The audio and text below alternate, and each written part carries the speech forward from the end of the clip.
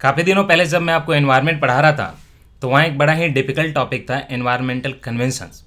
खास करके वो कन्वेंशन जो ग्लोबल वार्मिंग से रिलेटेड थे। आपको उसको समझने में प्रॉब्लम थी, डिफरेंट टाइमलाइन था, बहुत सारे एग्रीमेंट्स थे, कन्वेंशंस थे, इंडिया का क्या है उस पर स्टैंड। तो वो कॉम्प्लेक्सिटीज़ को दूर करने के लिए हमने उसको एक स्टोरी के फॉर्म में अच्छे से शुरुआत से लेकर अंत तक चीज़ों को आपके सामने प्रेजेंट किया था। वो लेक्चर आज भी हमारे एनवायरनमेंट का जो प्लेलिस्ट है उसमें लेक्चर नंबर 6 से आप देख सकते हैं, चाहे तो 1 घंटे का लेक्चर था। काफ़ी लोगों ने तारीफ़ की। आज मैं फिर से काफ़ी दिनों बाद एक ऐसा ही लेक्चर लेकर आया हूँ और ये पॉलिटी का GS2 का लेक्चर है।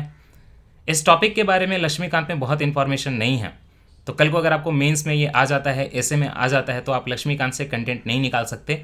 आपको इसके लिए पढ़ना पड़ेगा सुप्रीम कोर्ट के जजमेंट, गवर्नमेंट की पोजीशन और न्यूज़पेपर के ढेर सारे आर्टिकल। वो सारी चीज़ों की अंडरस्टैंडिंग हमने पॉलिटिक्स हटा के आपके सामने ये प्रेजेंट किया इस लेक्चर में। तो ये गली मोहल्ले में जो रिजर्वेशन पे बात होती है, बाय द वे टॉपिक का नाम है, आपको पता ही होगा थंबनेल वगैरह देख के, रिजर्वेशन इन इंडिया। ठीक है, रिजर्वेशन इन इंडिया। रिजर्वेशन एक जेनरिक टर्म है, we should call it affirmative action. Affirmative action का मतलब ये होता है कि आपने एक मीम देखा होगा कि वहाँ पे 3 बच्चे खड़े होते हैं अलग अलग हाइट के, और यहाँ पे एक टूर्नामेंट चल रहा होता है ग्राउंड पे, उनको देखना होता है लेकिन बाउंड्री होती है ऐसे। तो आप इक्वालिटी में ये होता है कि आप सबको यहाँ पे मैच देखने के लिए बराबर बराबर किए मेजेस दे दो।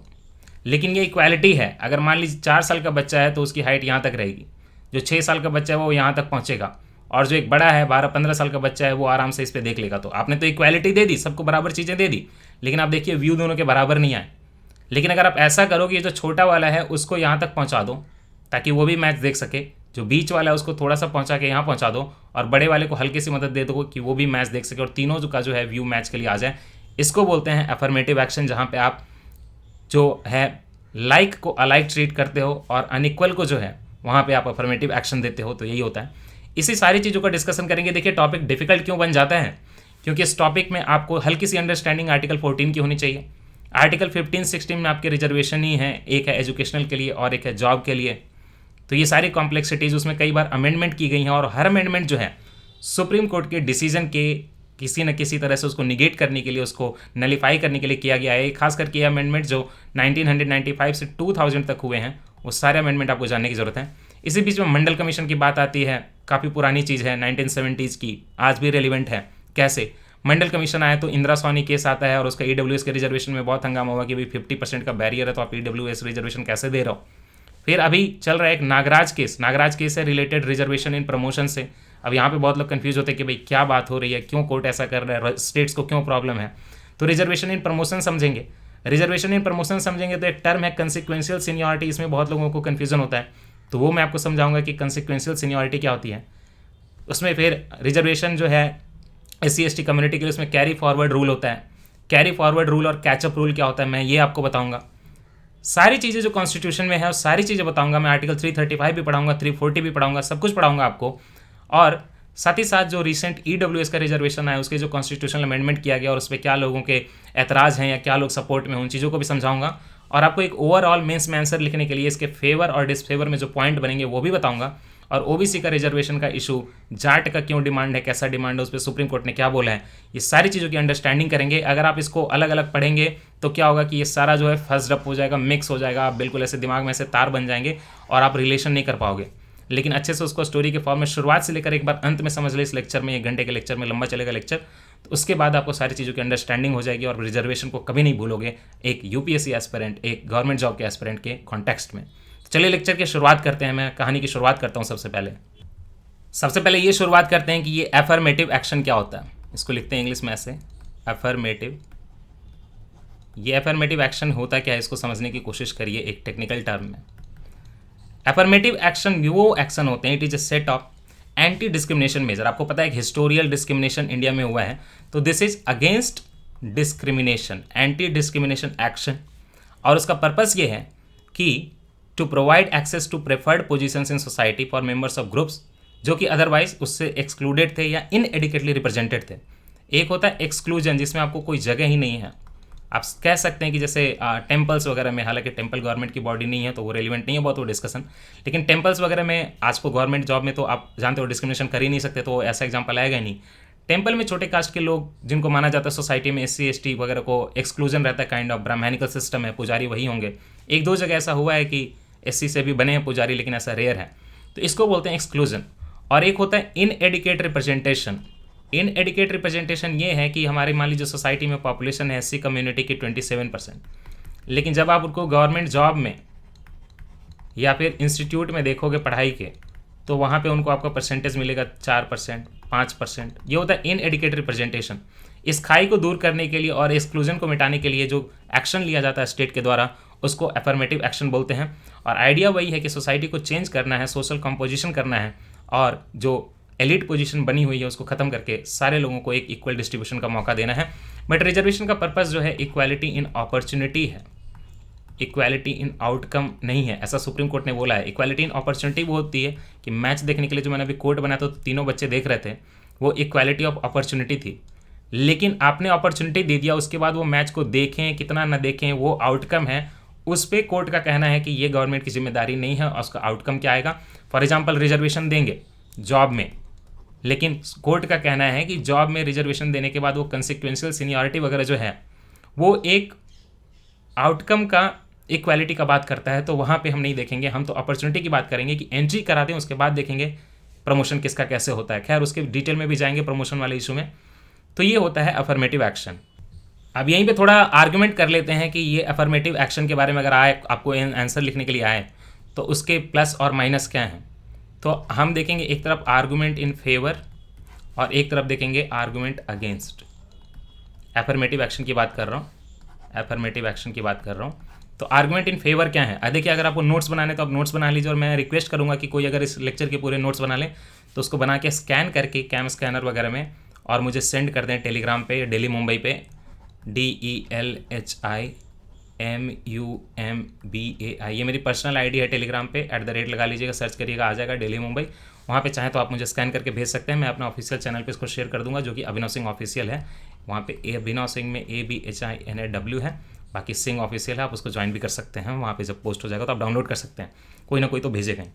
तो अफर्मेटिव एक्शन के फेवर में आर्गूमेंट्स क्या हैं। एक तो देखिए हिस्टोरिकल इनजस्टिस है, हिस्टोरिकल इनजस्टिस चला आ रहा है SC ST कम्युनिटी के खिलाफ, जो है 2-3 हज़ार साल से जो इनजस्टिस चल रहा है उसको पार्ट करने की ज़रूरत है। देन ये है कि कास्ट सिस्टम जो है, कई लोग बोलते हैं कि caste system is A division of labour, तो ये सही है, ऐसा है, हो सकता है ऐसा हो, लेकिन is not caste system division of labourers also.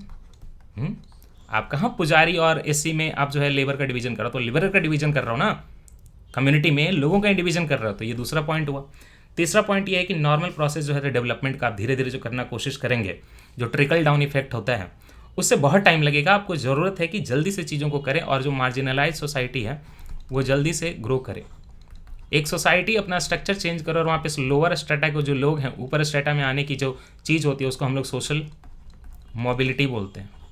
Social mobility, mobility मतलब होता है मूवमेंट करना, सोशल मोबिलिटी यही कहलाती है। नहीं तो क्या होगा कि SC जो है उसकी लोअर स्ट्रेटा की अगर सोसाइटी जी रहा तो सोसाइटी में जी रहा तो SC उसके अगले जनरेशन तक उसका जो डाउनफॉल रहे, और बड़े जो जनरल कैटेगरी के कास्ट के लोग हैं, अपर कास्ट के लोग हैं, हमेशा उसके ऊपर रहें। इस सोसाइटी में सोशल मोबिलिटी नहीं है। इस सोसाइटी में जहाँ पे जनरल की तरफ जो है SC ST कम्युनिटी नीचे डाउन ट्रोडन बढ़ते हैं, इसको सोशल मोबिलिटी वाला सोसाइटी कहा जाता है। फिर ये पॉइंट है कि अगर आप दलित्स का डेमोग्राफी देखें, उनकी अगर डेमोग्राफी देखें, उनके ह्यूमन जो डेवलपमेंट वगैरह हुआ है, तो आपको पता चलेगा कि इंडिया में उनका वर्स्ट है। ये तो पूरा डेटा बना हुआ है। और डेमोग्राफी और इकोनॉमिक इंडिकेटर्स भी उनके काफ़ी वर्स हैं बाकी के तुलना में, तो ये एक प्रॉब्लम है। देन आपको लगता होगा कि आर्टिकल 17 आने से अनटचेबिलिटी खत्म हो गई, लेकिन आप शहरों में देखिए आज भी कई लोग यूटेंसिल्स वगैरह, मतलब लोगों के लोअर कम्युनिटी जो आपके SC ST के लोग हैं उनके लिए यूटेंसिल्स वगैरह गलत यूज़ करते हैं, मतलब उनको घर वाला नहीं देते, बाहर से जो डिस्पोजेबल वगैरह होता है वो देखते हैं। तो अनटचेबिलिटी आज भी एक डिफरेंट फॉर्म में एग्जिस्टेंस है। इसके लिए कई सर्वे किए गए थे हिंदू के द्वारा, तो उससे ये पता चला था। ऑनर किलिंग, शादी कर लो, अगर आप कोई दलित का लड़का है तो फिर अगर उसने अपर कास्ट की लड़की शादी कर ली तो बड़ी प्रॉब्लम हो जाती है, लोगों का ईगो हर्ट हो जाता है। तो ऑनर किलिंग आज भी एग्जिस्टेंस है उसका, है ना। तो लेबर मार्केट्स जो हैं वो भी डिस्टॉर्टेड हैं। आप देखते होंगे कि लेबर मार्केट में लोअर कम्युनिटी के जो लोग हैं उनको आज भी लेबर मार्केट में सही जगह नहीं है। आप देखेंगे कि अपर की जो एलिट लेवल की जॉब है वो अपर कास्ट के पास है, लोअर जॉब जो है वो लोअर कास्ट के पास है। और एक बहुत पॉजिटिव पॉइंट है कि जब सोसाइटी में जब आप इंडिया को बना रहे हो तो वहाँ पे अगर SC ST OBC EWS और अगर जनरल सारे लोगों का अगर रिसोर्स का यूटिलाइजेशन करो, सारे लोगों को मजबूत करे, सारे लोगों को हेल्थ दो, एजुकेशन दो, जॉब दो, तो इंडिया का एक ओवरऑल डेवलपमेंट होगा। अब इंडिया का ऐसे इंडिया है, आप उसमें जनरल इतने हैं, उनके उतना का डेवलपमेंट किया और सारे का अगर कैपेसिटी यूटिलाइज किया अगर आपने, तो कौन सा इंडिया ज़्यादा डेवलप होगा? ये वाला, सारे का यूटिलाइज करने वाला। तो एक ये बहुत अच्छा पॉइंट है। फुल पोटेंशियल जो है नेशन का, फुल पोटेंशियल अभी बात हो रही थी ना इस बार यूपीएससी के मेंस में, क्या आया कि जीडीपी का फुल पोटेंशियल क्या? तो जीडीपी के जो फैक्टर्स होते हैं, लेबर वगैरह, कैपिटल वगैरह, सबका सही से यूटिलाइजेशन होना, वही जीडीपी का फुल पोटेंशियल है। उसके लिए आपको डेमोग्राफी भी पूरे कंट्री की यूज़ करनी पड़ेगी।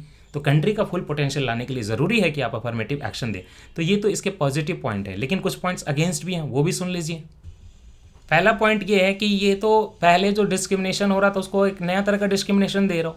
बोल रहा है कि कोटा देंगे, तो कोटा भी तो डिस्क्रिमिनेटरी है ना। Quota is in itself discriminatory. जो नहीं समझते लोग कि इक्वालिटी की क्या बात हो रही, तो बोलते हैं कि कोटा भी डिस्क्रिमिनेटरी है, क्योंकि ये एससी एसटी सबके लिए और जनरल के लिए बीच में है, डिस्क्रिमिनेशन पैदा करता है। पहला पॉइंट ये हो गया। लेकिन आप खुद यहाँ पे समझिए कि इस पॉइंट का काट क्या है। जो हिस्टोरिकल इनजस्टिस है वो बहुत ग्रेव सिचुएशन है, डीप सिचुएशन है। देन एक पॉइंट ये बनता है कि जब आप कास्ट खत्म करने की बात कर रहे थे, एनाहिलेशन की बात कर रहे थे, अब कास्ट बेस्ड रिजर्वेशन दे रहे हो तो कास्ट बनेगी, तो इससे कास्ट कन्फ्लिक्ट आएगा। कल को अपर कास्ट एलिनिएटेड फील करेगा कि हमें जॉब नहीं मिल रही, हमारे बच्चों को इक्वल अपॉर्चुनिटी नहीं मिल रही, बस लोअर कास्ट को मिल रही है, तो कास्ट कन्फ्लिक्ट क्रिएट हो सकते हैं। फिर जो मोस्ट इंपॉर्टेंट पॉइंट है, जो बात होती है, उसको मैं अलग से अच्छे से लिखूंगा। It compromises merit. बोलते हैं कि कट ऑफ जब इतना लो जा रहा है, लोग जो है कभी कभी निगेटिव मार्क्स पे किसी किसी यूनिवर्सिटी में सेलेक्ट हो गए थे, तो जो ओवरऑल नेशन मिडले की बात हो रही, तो फिर तो ये जो अनसूटेड लोग हैं वो आ जाएंगे, तो इट कॉम्प्रोमाइजेज मेरिट। देन एक बहुत इंपॉर्टेंट जो एक्चुअली सिग्निफिकेंट पार्ट है कि कोटा से जो है हर कम्युनिटी का जो क्रीमी लेयर है वही बेनिफिट होता है। जो रोड पे जो काम कर रहा है, जो लेदर इंडस्ट्री में काम कर रहा है, वो ले रहा है रिजर्वेशन, लेकिन रोड पे जो मोची है, रोड के नीचे जो बैठा हुआ पेड़ के नीचे यहाँ पे, उसको कहाँ रिजर्वेशन मिल रहा है? मिल तो रहा है, मतलब वो कहाँ यूज़ कर पा रहा है? उसके पास उतनी पार ही नहीं है कि वो एजुकेशन देके बच्चों को कॉलेज में भेजने की क्षमता रखे। तो क्रीमी लेयर का बेनिफिट हो रहा है। तो बोल रहे हैं कि ओबीसी में तो आपने क्रीमी लेयर लगा दिया, लेकिन एससी में, एसटी में तो क्रीमी लेयर नहीं लगाया है। तो ये पॉइंट है कि compromises merit, and second creamy layer वाला बेनिफिट रह जाता है लोगों के पास, और नीचे ट्रिकल डाउन नहीं होता लोअर स्ट्रेटा में, जो कि कहीं ना कहीं सही भी है। देन ये बात होती है कि ऑर्गेनाइजेशन की जो एफिशिएंसी है वो रिड्यूस होती है। कम एलिजिबल लोग आ गए तो ओवरऑल ऑर्गेनाइजेशन और नेशनल जो एफिशिएंसी है वो कॉम्प्रोमाइज़ होती है। तो यहीं पे कुछ लोगों का कहना है कि कोटा बेस्ड सिस्टम जो है वो क्लास के बेसिस पे होना चाहिए, ना कि कास्ट के बेसिस पे। क्लास का मतलब है कि upper class, middle class, lower class, इसके बेसिस पे होना चाहिए, कास्ट के बेसिस पे नहीं होना चाहिए, ऐसा लोगों का पॉइंट है। बट इस पॉइंट का एक बहुत बड़ा अच्छा काट ये है कि हमारे कॉन्स्टिट्यूशन में अगर बात करें तो वो सोशल बैकवर्डनेस की बात होती है। सोशल बैकवर्डनेस की बात होती है, यही इंदिरा साहनी केस में भी बोला गया था, न कि आपके न कि आपके इकोनॉमिक बैकवर्डनेस की बात होती है। तो इकोनॉमिक बैकवर्डनेस की बात करेंगे तो क्लास की बात होती है, और अगर सोशल बैकवर्डनेस की बात करें तो कास्ट की बात होती है। तो ये लोगों का कहना है क्लास वाले आर्गूमेंट के खिलाफ कि क्लास बेस्ड रिजर्वेशन होना चाहिए, उसके खिलाफ, यानी कास्ट बेस्ड होना चाहिए, क्योंकि सोशल बैकवर्डनेस है रिजर्वेशन का आधार, न कि इकोनॉमिक बैकवर्डनेस। दूसरी बात, आप इकोनॉमिक बैकवर्डनेस को कैसे यूज़ करोगे? इकोनॉमिक बैकवर्डनेस तो देखिए ऐसी कंडीशन है जो चेंज होती रहती है। आज को क्लासीफाई कर दिया, अगले साल फिर उसकी जो है आप रिजर्वेशन के लिए देखोगे कि इनकम टैक्स का उन्होंने रिटर्न कितना दिया, नहीं दिया, हर साल आपको कैलकुलेट करना पड़ेगा। तो क्या होगा? एक्सक्लूजन एरर होगा, राइट? फिर क्या होगा? इंक्लूजन एरर होगा, मतलब जिन लोगों को रखना था वो बाहर आ जाएंगे, जिन लोगों को नहीं रखना था वो अंदर आ जाएंगे। ऐसी सिचुएशन होने लगी तो इसको प्रैक्टिकली इन्फोर्स करना तो एक्चुअली बहुत मुश्किल है कि आप क्लास के बेसिस पे या इकोनॉमिक बेसिस पे करो। सोशल बैकवर्डनेस पे होना चाहिए, कास्ट के बेसिस पे। अभी तक आपने सीखा कि अफर्मेटिव एक्शन क्या होता है, उसके आर्गुमेंट्स अगेंस्ट में और फेवर में, ये सारी चीज़ें आपने सीख ली। अब हम जंप करेंगे आर्टिकल नंबर 15 में। आर्टिकल नंबर 14 की जब जरूरत पड़ेगी तो मैं आपको बता दूंगा, चिंता मत करिए, अभी तक जरूरत नहीं है। आर्टिकल नंबर 15 और 16 में ही रिजर्वेशन की बहुत बातें, तो हम आर्टिकल नंबर 15 देखते हैं। आर्टिकल नंबर 15 में क्या है? आर्टिकल नंबर 15 में आपको पता ही फंडामेंटल राइट में है ये। उसके देखिए आर्टिकल का क्लॉज 1, 2, 3, 4 सारा मैं पढ़ूंगा। तो पहला क्लॉज 1 क्या है? The state shall not discriminate against any citizen on grounds of only of religion. Only of लिखा हुआ ना, इस पर फोकस करिए, ओनली ऑफ। मतलब कि जब तक कोई दूसरा रीजन नहीं आएगा तब तक इस रीजन पे आप डिस्क्रिमिनेट नहीं करोगे। You are getting it? Only of का मतलब ये है कि बस इसी बेसिस पे डिस्क्रिमिनेट नहीं करोगे किसी और बेसिस पे डिस्क्रिमिनेट करना है साथ में मिला के तो कर सकते हो, लेकिन इस बेसिस पे खाली नहीं करोगे। तो क्या क्या है ओनली ऑफ जिस पे आप डिस्क्रिमिनेशन नहीं करोगे, स्टेट को बोल रहा हूँ।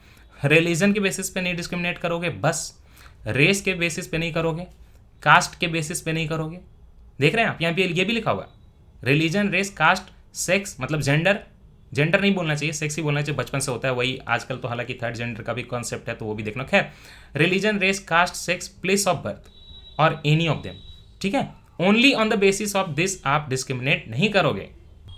यहाँ पे ये नोटिस करिए, प्लेस ऑफ बर्थ। पहले मुझे ये बताइए कि is place of birth equal to domicile? नहीं, बिल्कुल नहीं।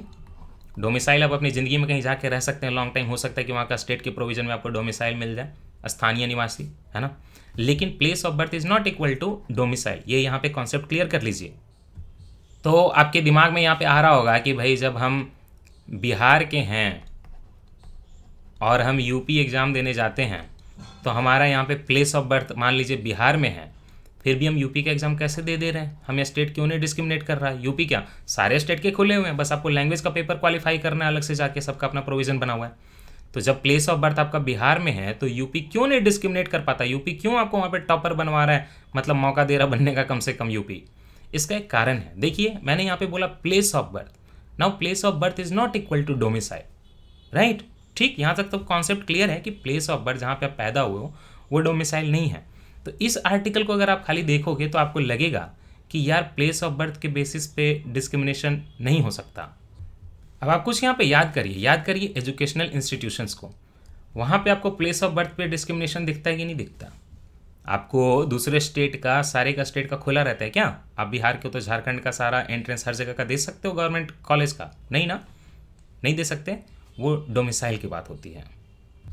तो फिर आप यहाँ पे सोच रहे होगे कि भाई तब जॉब कैसे ले लेते हैं? जॉब लेते हैं आर्टिकल नंबर 16 से, यही बताना चाह रहा था। आर्टिकल 15 और 16 में डिफरेंस यही है।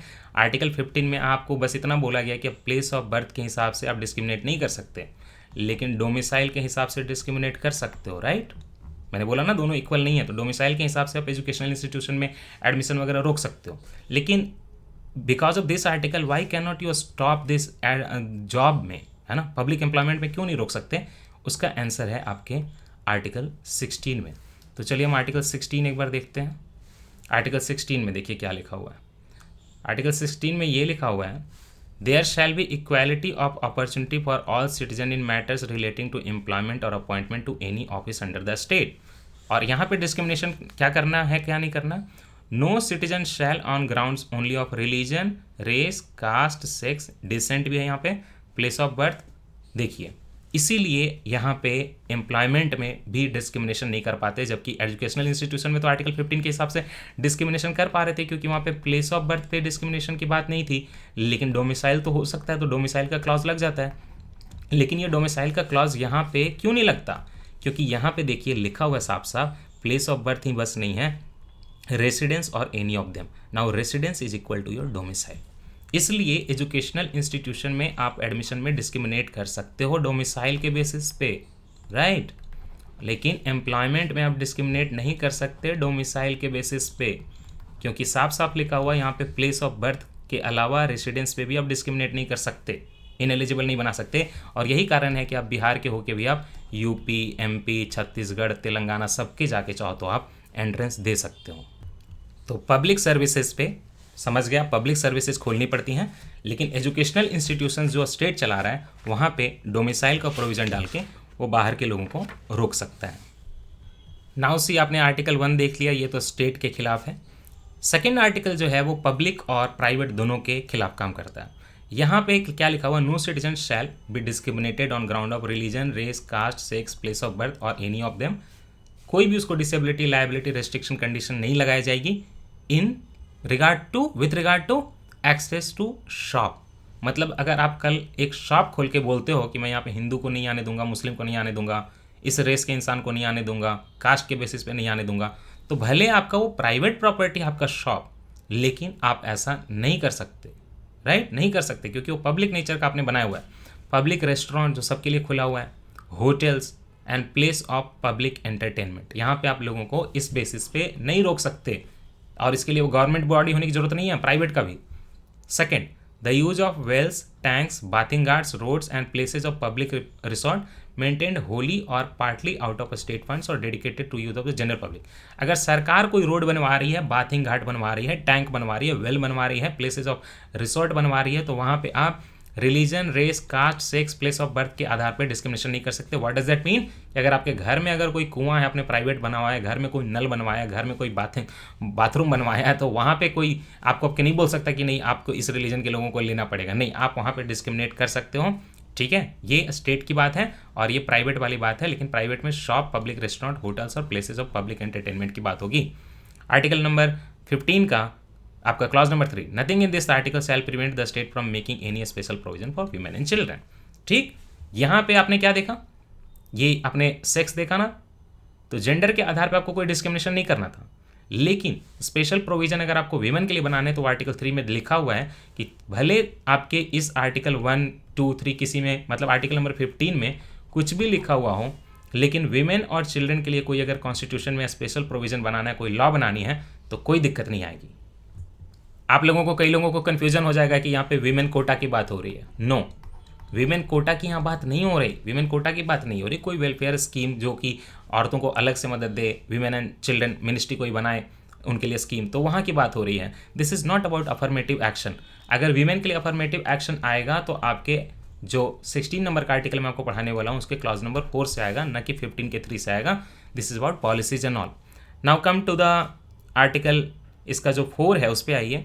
नथिंग इन दिस आर्टिकल और इन क्लॉज 2, मतलब कि इस आर्टिकल पूरे में और उसके अलावा क्लॉज 2 ऑफ आर्टिकल 29, माइनॉरिटी को याद करिए, shall prevent the state from making any special provision for the advancement of any socially and educationally backward classes of citizens और for the scheduled caste and scheduled tribes. तो आपका यहाँ पे लिखा होता है ना, कास्ट के बेसिस पे डिस्क्रिमिनेशन नहीं करेंगे, उसका निगेशन है कि इस आर्टिकल में भले कुछ भी लिखा हुआ होगा, लेकिन आर्टिकल 15 का क्लॉज 4 जो है वो ये लिखता है कि फिर भी इस आर्टिकल के होने के बावजूद भी और आर्टिकल 29 का क्लॉज 2 होने के बावजूद भी स्टेट चाहे तो सोशली और एजुकेशनली, देख नॉट इकोनॉमिकली है ना, यहाँ पे इकोनॉमिकली नहीं लिखा हुआ है, आगे रिलेट कराऊंगा। सोशली और एजुकेशनली बैकवर्ड कोई क्लास ऑफ सिटीजन्स हैं, SC ST है, तो उनके लिए हम कोई अफर्मेटिव एक्शन ले सकते हैं। स्पेशल प्रोविजन की बात हो रही है। अच्छा, तो यहीं पे आपको एक बार आर्टिकल 29 जो माइनॉरिटी वाला वो दिखा दो कि आर्टिकल 29 जो है इंटरेस्ट ऑफ माइनॉरिटीज़ के लिए है। तो यहाँ पे ये बोला हुआ है कि सेकंड जो इसका है वो क्यों प्रॉब्लम कर रहा था रिजर्वेशन देने में, मतलब आर्टिकल जो 15 आपको पढ़ाया उसमें मैंने क्लॉज नंबर 4 पढ़ाया ना। आर्टिकल 15 क्लॉज नंबर 4 में क्या लिखा हुआ है कि SC ST के लिए स्पेशल प्रोविज़न बनाए जा सकते हैं, और वो प्रोविज़न भले आर्टिकल 15 में कुछ भी लिखा हो कोई दिक्कत नहीं है, और आर्टिकल 29(2) में कुछ भी लिखा हुआ उससे भी कोई दिक्कत नहीं है। तो क्या दिक्कत है आर्टिकल 29(2) में? No citizen shall be denied admission into any educational institution maintained by the state receiving aid out of the state on grounds of religion, race, caste, language और एनी ऑफ देम। लेकिन हम cast के basis पे reservation दे रहे हैं educational institution में, है ना, तो वो कहीं ना कहीं आपका टकराव होगा आर्टिकल 29 के 2 से, क्योंकि आपको बोला हुआ है यहाँ पे कि किसी को डिनाई नहीं करना है। किसी को डिनाई नहीं करना मतलब कि किसी को एडमिशन अलग से नहीं देना है, अलग से नहीं देना, तो फिर आप जो है आर्टिकल 15(4) में स्पेशल प्रोविजन कैसे चलाओगे? तो आर्टिकल 15(4) में लिखा हुआ है कि आर्टिकल 29(2) को ये ओवरराइड करता है और साथ ही साथ आर्टिकल 15 के भी किसी भी क्लॉज को ओवरराइड करता है। देखिए, इस आर्टिकल 15 में 4 जो आया है वो कैसे हुआ है मैं बता रहा हूँ आपको। एक तक केस हुआ था, आपने नाम सुना होगा, चंपकन दोराईराजन। चंपकन दोराईराजन केस गया था सुप्रीम कोर्ट में काफ़ी पहले। ये गया था 1951 में, आज़ादी के कुछ ही दिनों बाद। इसमें क्या हुआ, सुप्रीम कोर्ट ने चंपकन दोराईराजन केस में कास्ट बेस्ड कोटा जो था एजुकेशनल इंस्टीट्यूट में उसको ख़त्म कर दिया। कास्ट बेस्ड कोटा जो था इन एजुकेशनल इंस्टीट्यूशंस, उसको बोला कि वो अल्ट्रा वायर्स हैं, वो सही नहीं है एजुकेशनल इंस्टीट्यूशंस में। इसके लिए सुप्रीम कोर्ट ने क्या बोला कि अभी जो मैंने आपको आर्टिकल 29(2) बताया है उसमें यही लिखा हुआ है ना कि आप कास्ट बेस्ड डिस्क्रिमिनेशन नहीं कर सकते। दैट मीन्स कि आप किसी कास्ट को रिजर्वेशन भी नहीं दे सकते। आर्टिकल 29(2) का यूज़ करके चंपकन दोराईराजन केस में सुप्रीम कोर्ट ने कास्ट बेस्ड कोटा जो एजुकेशनल इंस्टीट्यूशंस में देना था उसको ख़त्म कर दिया। तो फट से क्या किया गया, फर्स्ट कॉन्स्टिट्यूशनल अमेंडमेंट एक्ट में ही ये डाला गया। फर्स्ट कॉन्स्टिट्यूशनल अमेंडमेंट एक्ट 1951 में आया था, और वहाँ पे क्या किया गया, आर्टिकल 15(4) ऐड किया गया, जो अभी अभी मैंने आपको पढ़ाया कि नथिंग इन दिस आर्टिकल, मतलब नथिंग इन दिस आर्टिकल मतलब 15 में, and nothing in the article 29(2) will stop the state from making any special provision for SC/ST in educational institutions। ठीक है, तो उसी को निगेट करने के लिए ये जो 29(2) का और चंपकन दोराई रोजन के डिसीजन को निगेट करने के लिए जवाहरलाल नेहरू के टाइम पे फर्स्ट कॉन्स्टिट्यूशनल अमेंडमेंट में 1951 में 15 में 4 डाला गया था, जो कि मैंने आपको अभी अभी पढ़ाया। 15(4) में बस ये SC/ST के लिए बात नहीं है, ये SC/ST और OBC सब के लिए बात करता है। दैट मीन्स कि सोशल और एजुकेशनल बैकवर्ड, सोशियो इकोनॉमिक नहीं बोलेंगे, सोशल और एजुकेशनल बैकवर्डनेस के आधार पे आप चाहो तो एजुकेशनल इंस्टीट्यूशंस में रिजर्वेशन दे सकते हो, उसके लिए अमेंडमेंट किया गया था।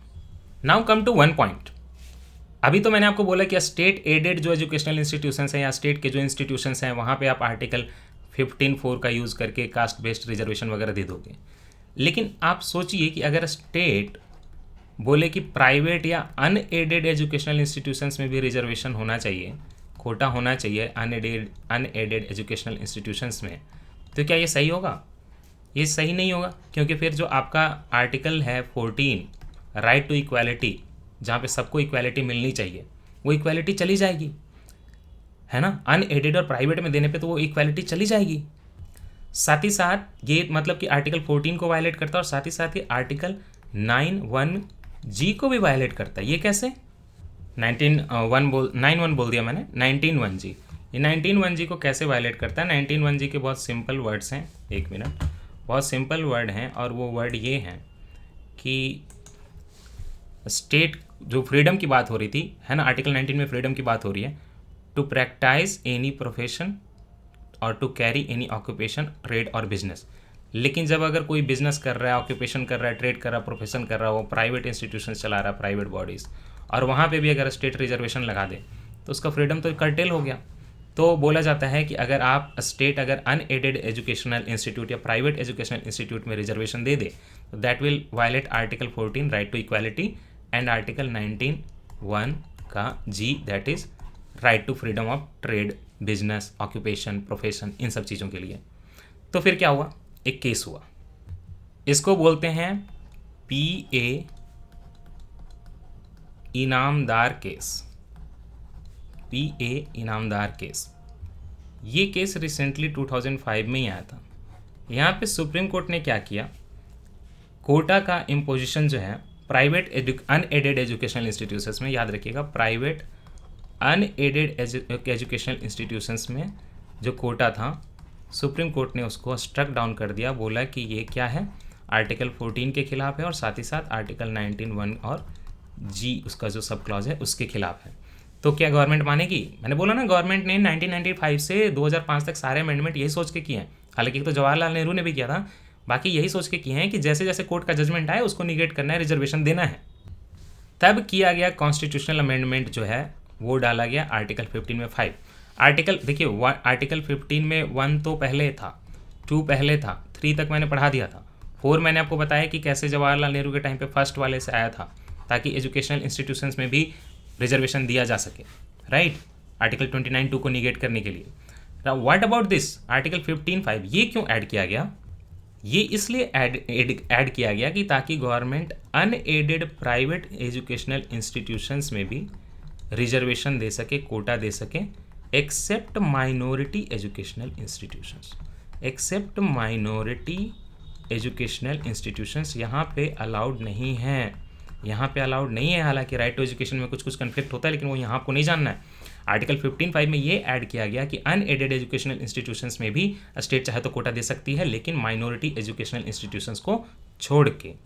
लेकिन याद रखिएगा, इसके लिए एक चीज़ मैंडेटरी है कि this can be done only by law. State can do by law. अगर आपको प्राइवेट में देना है तो आपको कानून बनाना पड़ेगा इसके लिए, अदरवाइज आप प्राइवेट में नहीं कर सकते, अनएडेड में नहीं कर सकते। लेकिन कुछ करके भी आप माइनॉरिटी एजुकेशनल इंस्टीट्यूशंस में रिजर्वेशन नहीं दे सकते।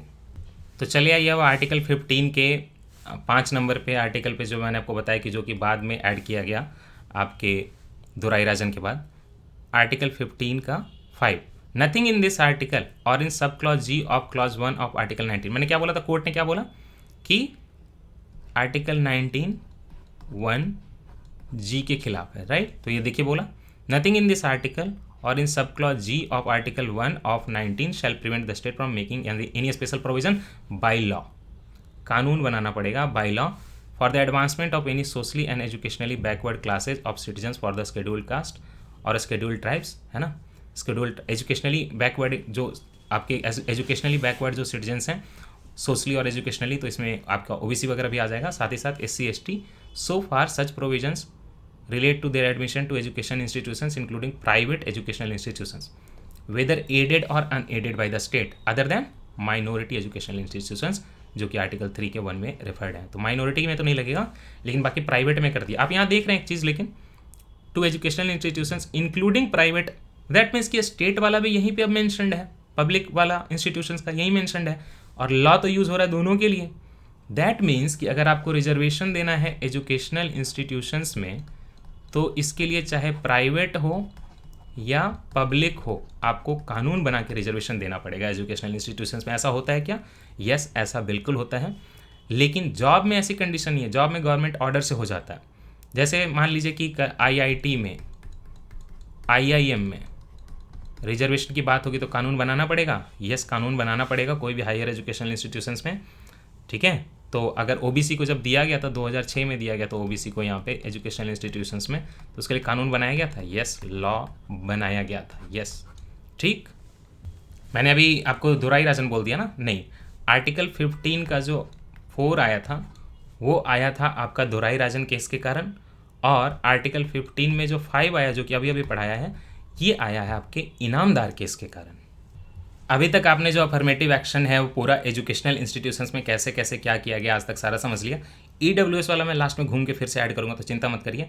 आर्टिकल 15 का 1, 2, 3 शुरू में था। 4 क्यों आया है मैंने बता दिया। 4 आया था दुराई राजन केस के कारण, और 5 क्यों आया है मैंने बताया आपको, इनामदार केस के कारण। उसमें क्या क्या कन्फ्लिक्ट थे, माइनॉरिटी एजुकेशनल इंस्टीट्यूशंस में है कि नहीं है, अनएडेड में है कि नहीं है। और शुरुआत में आपको बताया था कि स्टेट कैसे जॉब में डिस्क्रिमिनेशन नहीं कर सकता, क्योंकि वहाँ पे प्लेस ऑफ रेसिडेंस वगैरह भी इंक्लूडेड है नॉन डिस्क्रिमिनेशन के एरिया में। लेकिन जो स्टेट है वो चाहे तो एजुकेशनल इंस्टीट्यूशंस में एडमिशन में डिफरेंशिएट कर सकता है, क्योंकि वहाँ पे बस आपका प्लेस ऑफ बर्थ की बात है, डोमिसाइल की बात नहीं है। तो डोमिसाइल के बेसिस पे डिफरेंशिएशन किया जा सकता है एडमिशन में, जॉब में नहीं किया जा सकता, क्योंकि जॉब में डोमिसाइल की भी बात है। राइट, डोमिसाइल की बात किस लिए है? डिस्क्रिमिनेशन नहीं करने के लिए। तो राइट, अभी आपको आर्टिकल 15 पूरा क्लियर हो गया। आर्टिकल 15 का जो 5 के बाद क्लॉज आया है ईडब्ल्यूएस का, वो अलग से बताऊंगा, चिंता मत करिए। अब आर्टिकल 16 में चलेंगे। तो आर्टिकल 15 में हमने पूरा एजुकेशनल इंस्टीट्यूशंस में रिजर्वेशन पढ़ लिया। Now we will go to article number 16, उसमें एम्प्लॉयमेंट में रिजर्वेशन की बात होगी। अब हम आर्टिकल नंबर 16 पे चलेंगे। 16 पे चलने का मतलब ये है कि हम अब रिजर्वेशन की बात करेंगे, लेकिन अब हम रिजर्वेशन की बात एजुकेशनल इंस्टीट्यूशंस में न करके जॉब में रिजर्वेशन की बात करेंगे। यहीं पे आपका जो कंसिक्वेंशियल सिग्नियोरिटी है और कैरी बैक का फॉर्मूला है, वो सारी चीज़ों पर डिस्कशन होगा, और देखेंगे कि नागराज जजमेंट जो है उसमें क्या प्रॉब्लम है और स्टेटस से क्यों नाराज़ हैं कई सारे। इंदिरा सोनी का भी यहीं पे डिस्कशन होगा, तो ये थोड़ा लंबा चौड़ा डिस्कशन होगा। आर्टिकल नंबर 16 को समझते हैं। ये रहा आपका आर्टिकल नंबर 16। पहला इसका क्लॉज क्या है? There shall be equality of opportunity for all citizens in matters relating to employment और appointment to any office under the state. तो अब स्टेट के अंदर कोई अगर ऑफिस है तो अपॉइंटमेंट या एम्प्लॉयमेंट में इक्वालिटी ऑफ अपॉर्चुनिटी रहेगी सारे सिटीजन के लिए। No citizen shall on the grounds only of religion, race, caste, sex, descent, जो पहले भी पढ़ा दिया था आपको। प्लेस ऑफ बर्थ है, लेकिन साथ ही साथ रेसिडेंस भी है। मतलब आप रेसिडेंस के बेसिस पे भी डिस्क्रिमिनेशन नहीं कर सकते, मतलब डोमिसाइल के बेसिस पे डिस्क्रिमिनेशन नहीं कर सकते। मतलब कि किसी भी स्टेट का इंसान किसी भी स्टेट में जाके जॉब ले सकता है। हालांकि छोटी जॉब जो रहती है नीचे लेवल की वो रिजर्व कर देते हैं, उस पर इशू नहीं है। लेकिन जैसे एडमिनिस्ट्रेटिव जॉब है, बीपीएससी है ना, आपका एमपीपीएससी है, यूपीपीसीएस है, इसमें कोई भी स्टेट का, तेलंगाना है, कोई भी स्टेट में आप जाके बैठ सकते हैं, कोई इशू नहीं है। लैंग्वेज का पेपर होता है कंपलसरी, आप उसको पास कर लीजिए। हिंदी बेल्ट में हिंदी का होता है, कन्नड़ बेल्ट में कोई कन्नड़ का लैंग्वेज होता है। तो आप एजुकेशनल इंस्टीट्यूशन में तो डिस्क्रिमिनेशन कर सकते थे, क्योंकि वहाँ पे रेसिडेंस नहीं मेंशन था, बस प्लेस ऑफ बर्थ मेंशन था। लेकिन यहाँ पे रेसिडेंस मेंशन है, तो आप रेसिडेंस के बेसिस पे भी डिस्क्रिमिनेशन नहीं कर सकते। यहाँ पे कंफ्यूज मत होइएगा। रेसिडेंस का मतलब ये नहीं है कि रेसिडेंट के बेसिस पे डिस्क्रिमिनेशन कर सकते हैं। रेसिडेंस लिखने का ये मतलब है कि रेसिडेंस के बेसिस पे, डोमिसाइल के बेसिस पे जॉब में, पब्लिक एम्प्लॉयमेंट में आप डिस्क्रिमिनेशन नहीं कर सकते। अंडर द स्टेट मतलब पब्लिक एम्प्लॉयमेंट, फाइन, तो कोई डिस्क्रिमिनेशन नहीं होगा। तो ये तो आपका आर्टिकल 16(2) होगा। What about article 16(3)? Nothing in this article shall prevent Parliament from making any law prescribing in regard to class or classes of employment। और अब ये क्लास इंसान की बात नहीं हो रही, ये एम्प्लॉयमेंट की बात हो रही है ना। क्लास और classes of appointment to an office under the government और एनी लोकल और मतलब म्यूनिसिपल बॉडी वगैरह में, जो भी स्टेट और यूनियन टेरिटरी के अंदर है, as regard to residence within that state और union territory prior to such employment और अपॉइंटमेंट। क्या मतलब है इसका? यहाँ पे आपको कुछ कंट्राडिक्शन लग रहा है? अभी अभी मैंने बोला कि डोमिसाइल इशू नहीं है ना? अभी अभी यहाँ पे लिखा हुआ है कि नहीं, आपको पब्लिक एम्प्लॉयमेंट और अपॉइंटमेंट के लिए मतलब यहाँ पे देखिए रिक्वायरमेंट ऑफ रेसिडेंस डाल दी। ये कैसे हुआ? ये आर्टिकल 16(3) जो है, यहाँ पे पार्लियामेंट की बात हो रही है। पार्लियामेंट चाहे तो ऐसा कोई लॉ बना सकता है किसी स्टेट और यूनियन टेरिटरी के लिए, और वहाँ पे पार्लियामेंट चाहे तो डोमिसाइल का क्राइटेरिया लगा सकता है। पार्लियामेंट चाहे तो डोमिसाइल का क्राइटेरिया लगा सकता है। तो ये आर्टिकल तो था, वो आज भी है, ठीक है, लेकिन इस आर्टिकल के बेसिस पे पार्लियामेंट ने बनाया एक लॉ। वो लॉ जो बनाया पार्लियामेंट ने उसको बोलते हैं हम लोग public employment act 1957। Public employment act 1957। लेकिन ये लॉ पेरेनियल नहीं था, ये लॉ एक्सपायर हो गया 1974 में। तो अब कोई डिस्क्रिमिनेशन नहीं, ठीक है। यहाँ भी डिस्क्रिमिनेशन स्टेट के हाथ में नहीं है। डिस्क्रिमिनेशन रेसिडेंस के बेसिस पे अगर मान लीजिए पार्लियामेंट कल को लॉ पास कर देता, उस टाइम पास कर देता, इस पीरियड में पास कर देता कि अब से बिहार का कोई अगर एम्प्लॉयमेंट निकल रहा है तो वहाँ पे बिहारी लोग ही एलिजिबल होंगे जिनके पास डोमिसाइल है, तो चलता। तो इसके लिए क्लॉज 3 है यहाँ पे, पार्लियामेंट चाहे तो स्टेट नहीं कर सकता। लेकिन इसके लिए लॉ जो बनाया गया, देखिए बोल रहे हैं ना, self prevent parliament from making any law, तो लॉ बना, हाँ बना 1957 में। पब्लिक एम्प्लॉयमेंट एक्ट 1974 में एक्सपायर हो गया। किस किस स्टेट को यहाँ पे दिया गया था? एक दिया गया था आंध्र प्रदेश को, दूसरा दिया गया था हिमाचल प्रदेश को। उस समय पे ये लोग यूनियन टेरिटरी थे, इसीलिए यहाँ पे स्टेट और यूनियन टेरिटरी दोनों लिखा हुआ है। तो आंध्र प्रदेश को दिया गया था union territory of Himachal Pradesh, Himachal Pradesh के अलावा मणिपुर और साथ ही साथ त्रिपुरा यहाँ पे थे। लेकिन ये लॉ एक्सपायर हो गया, तो अब ऐसा कोई डिस्क्रिमिनेशन नहीं हो सकता। तो आपके मन में क्वेश्चन उठेगा क्या कोई स्टेट में ऐसा डिस्क्रिमिनेशन नहीं है? देखिए और भी तो प्रोविजन है कॉन्स्टिट्यूशन में। आपको पता है स्पेशल स्टेट की प्रोविजन है कॉन्स्टिट्यूशन में आर्टिकल 371 में। आर्टिकल 371 का जो डोमिसाइल और रेसिडेंस का क्राइटेरिया वहाँ पे हो सकता है आर्टिकल 371 में, क्वालिफिकेशन पब्लिक एम्प्लॉयमेंट में। तो अगर बात करें हम लोग कि गुजरात और महाराष्ट्र में, तो वो आर्टिकल 371 के थ्रू आता है। गुजरात में और महाराष्ट्र में रेस्ट्रिक्ट किया जा सकता है। इसके अलावा आर्टिकल 371 का ही डी है, तो वहाँ पे कौन से स्टेट मेंशन्ड है? आंध्रा और तेलंगाना, ठीक। उसके बाद अगर आर्टिकल 71 के 371 के जे की बात करें तो वहाँ पे हैदराबाद कर्नाटका रीजन है, यहाँ पे डोमिसाइल की रिक्वायरमेंट हो सकती है आर्टिकल 371 के बेसिस पे। साथ ही साथ जब जम्मू कश्मीर में अभी तो बदल दिया गया, कॉन्स्टिट्यूशन में डाल देगा पूरा उसका 371 का हटा के। पहले जम्मू कश्मीर में भी उसका स्पेशल स्टेटस होने के कारण उसका चूँकि अपना एक अलग कॉन्स्टिट्यूशन था, तो वहाँ भी रेसिडेंस क्राइटेरिया होता था जम्मू एंड कश्मीर में। अभी उसके बदलाव चल रहे हैं, तो वो अभी इशू नहीं है। ये हो गया आपका आर्टिकल हाँ ये 3 तक हो गया, right. And here comes the reservation, article 16 का clause 4। Nothing in this article shall prevent, nothing in this article shall prevent मतलब कि ये यहाँ पे कुछ भी लिखा हुआ 16 में उससे मतलब नहीं है, ये चलेगा जो यहाँ पे लिखा हुआ है। State from making any provision for the reservation और अपॉइंटमेंट और post in favour of any backward class of citizens which in the opinion of the state is not adequately represented in the services under the state, ठीक। तो आप यहाँ पे खुद से सोच के देखिए, 2 क्राइटेरिया आपको क्या मिल रहे हैं रिजर्वेशन के, पब्लिक एम्प्लॉयमेंट में रिजर्वेशन के 2 क्राइटेरिया आपको क्या मिल रहे हैं? देखिए बैकवर्डनेस और दूसरा क्या मिल रहा है? एडिकेट रिप्रेजेंटेशन नहीं होना। ये दोनों चीज़ों को डिफाइन करना मुश्किल है। अगर आप क्लास के बाद मुझे पूछे कि इसका डेफिनेशन क्या है बैकवर्डनेस का, तो ऑब्वियसली सोशल बैकवर्डनेस है, कितना परसेंटेज, इसका आंसर नहीं है। इन एडिकेटली रिप्रेजेंटेड या नॉट एडिकेटली रिप्रेजेंटेड, इसका मीनिंग क्या है? मीनिंग जो है आज तक नहीं पता चला है, लेकिन बस लिखा हुआ है कॉन्स्टिट्यूशन में कि नॉट एडिकेटली रिप्रेजेंटेड और दूसरा बैकवर्ड क्लास, ये कट गया सॉरी, नॉट एडिकेटली रिप्रेजेंटेड और बैकवर्ड होना चाहिए। तो स्टेट चाहे तो किसी भी SC ST OBC वगैरह किसी को रिजर्वेशन दे सकता है, राइट। अब इस डिस्कशन को आप यहीं पे रोक दीजिए। यहाँ तक आपने समझ लिया, आर्टिकल 16 का आपने 1 समझ लिया, 2 समझ लिया, 3 समझ लिया, 4 समझ लिया। आर्टिकल 15 का भी आपने 1 2 3 4 5 सारा समझ लिया। अब यहाँ पे रुक जाइए, अब हम डिस्कशन करेंगे आगे। जब सोशल और बैकवर्डनेस वगैरह की बात आई है और जहाँ पे इन एडिकेट रिप्रेजेंटेशन बैकवर्डनेस की बात आई है, तो इसके लिए कुछ हुआ है क्या कंट्री में? बहुत पहले देखिए, सबसे पहले तो ये समझिए कि कास्ट सेंसस कब शुरू हुआ था। 1931 में इंडिया का फर्स्ट कास्ट सेंसस आज़ादी के पहले किया गया था। कास्ट सेंसस आज़ादी के पहले 1931 में किया गया था, राइट। एक ये फैक्ट हुआ। दूसरा ये फैक्ट है कि 1936 में स्केड्यूल्ड कास्ट टर्म जो है, एससी टर्म जो है, स्केड्यूल्ड कास्ट टर्म जो है वो बनाया गया था। ठीक, और साथ ही साथ आप ये समझिए, एक और चीज़ बता दूं कि इसका डिटर्मिनेशन कैसे होता है, एससी एसटी कौन है, तो आपको ये कॉन्सेप्ट क्लियर होना चाहिए। एससी एसटी का आइडेंटिफिकेशन बस और बस सेंटर करता है, सेंट्रल गवर्नमेंट करती है बस और बस, लेकिन उसके लिए वो कंसल्टेशन जो है वो स्टेट गवर्नमेंट से करती है। तो एससी एसटी की लिस्ट कौन बनाता है, सेंटर बनाता है, और कंसल्टेशन किससे करता है, सेंटर स्टेट गवर्नमेंट से करता है। और अगर आर्टिकल की बात करें तो एससी की लिस्ट जो बनती है सेंटर द्वारा स्टेट गवर्नमेंट से कंसल्ट करके, ये कॉन्स्टिट्यूशन के आर्टिकल नंबर 341 में मेंशन्ड है, और एसटी की जो लिस्ट बनती है वो कॉन्स्टिट्यूशन के आर्टिकल नंबर 342 में मेंशन्ड है। What about OBC? ओबीसी जो है बोथ सेंटर और स्टेट इक्वली अपनी हिसाब से लिस्ट बना सकते हैं, लेकिन याद रखिएगा कि सेंटर अपनी लिस्ट को कभी भी मॉडिफाई कर सकता है, स्टेट ऐसा नहीं कर सकता। स्टेट अगर मॉडिफाई करना चाहता है तो बस और बस सब्सिक्वेंट मॉडिफिकेशन जो होगा, अच्छा यहाँ पे एक minute, subsequent modification in list can be done only by the law parliament.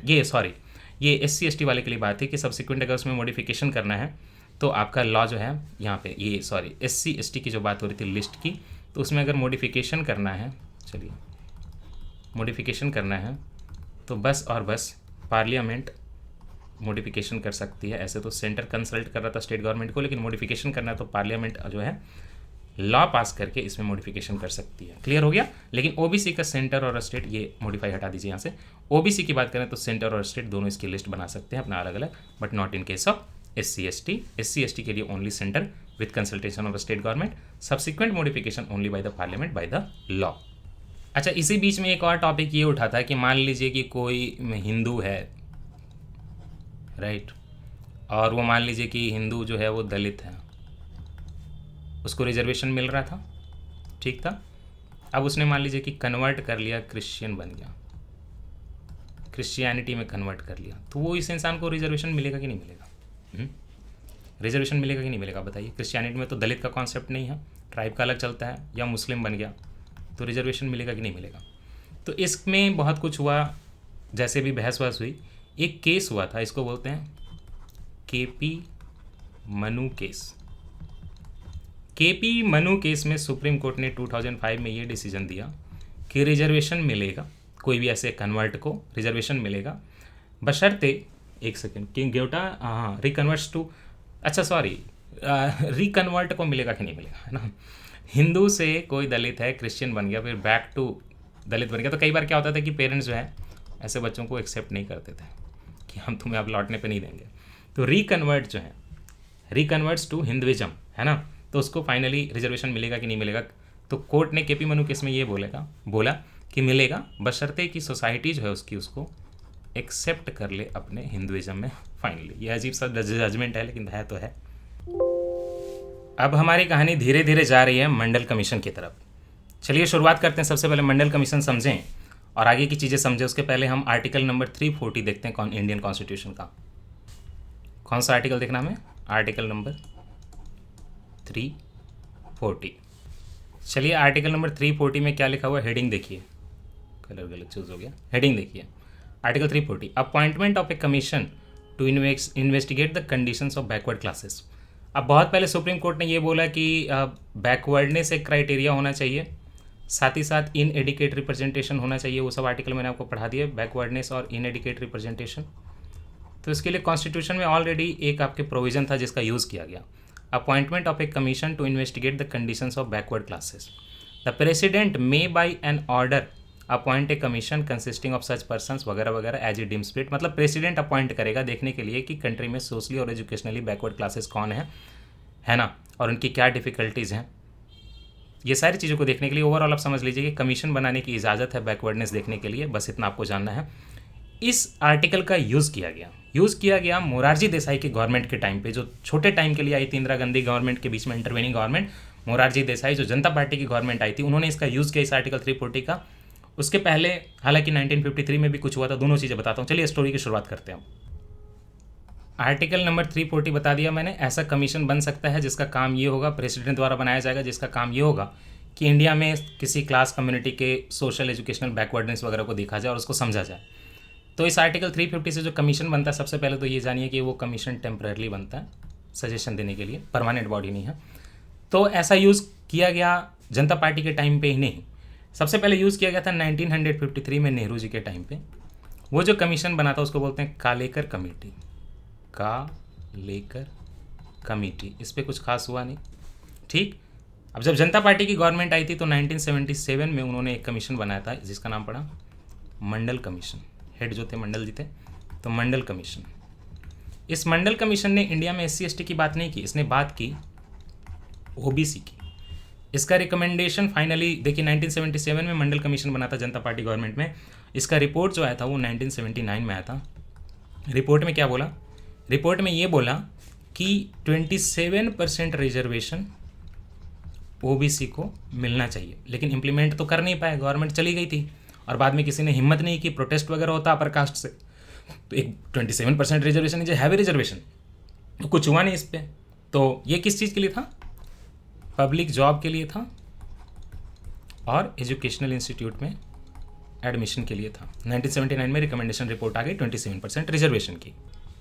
हिम्मत की 1990 में VP सिंह की गवर्नमेंट ने, VP सिंह की सेंट्रल गवर्नमेंट बनी थी, प्राइम मिनिस्टर थे हमारे, VP सिंह की गवर्नमेंट ने इसको इम्प्लीमेंट कर दिया 1990 में।